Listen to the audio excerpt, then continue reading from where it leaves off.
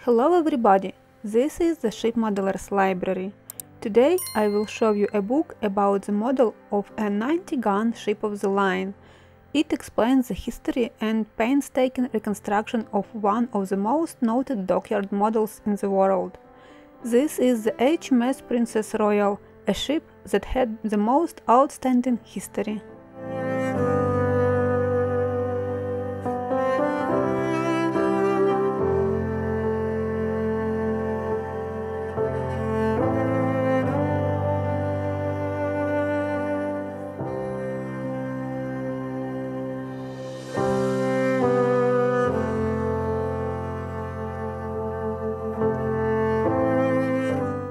Rob Napier had the chance to take apart, recondition and put back together one of the gems of the Rogers collection of models at the US Naval Academy.